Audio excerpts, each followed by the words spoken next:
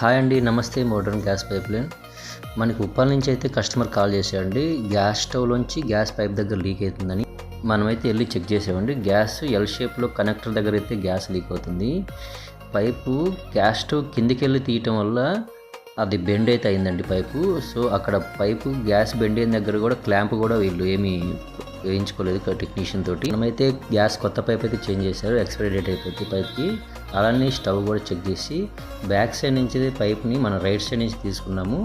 అలానే స్టవ్కి వచ్చేసి కింద కూడా ఏమైనా లీకేజ్ ఉన్నాయో చెక్ చేసాము. గ్యాస్ పైప్ కూడా మనకి క్లిప్ అయితే ఒకటి అమర్చామండి. ఎల్ కనెక్టర్ అనేది చాలా డెలికేట్ ఐటమ్ కాబట్టి మీరు అప్పుడప్పుడు చెక్ చేయించుకోవాలి కొంచెం ఎక్స్పీరియన్స్ టెక్నీషియన్ తోటి. గ్యాస్కి వచ్చేసి పైప్ని ఎల్ షేప్లో వచ్చినప్పుడు కనెక్టర్ అలా రైట్ సైడ్ నుంచి అయితే పైప్ తీసుకోవాలండి. స్టవ్ కింద నుంచి అయితే మనం పైప్ని తీసుకోకూడదు, ఎందుకంటే అది బెండ్ అయినప్పుడు అక్కడ తొందరగా డ్యామేజ్ అయ్యే అవకాశం ఉంటుంది. అలా రైట్ సైడ్ నుంచి పక్క నుంచి అయితే మనం పైప్ని తీసుకోవాలి.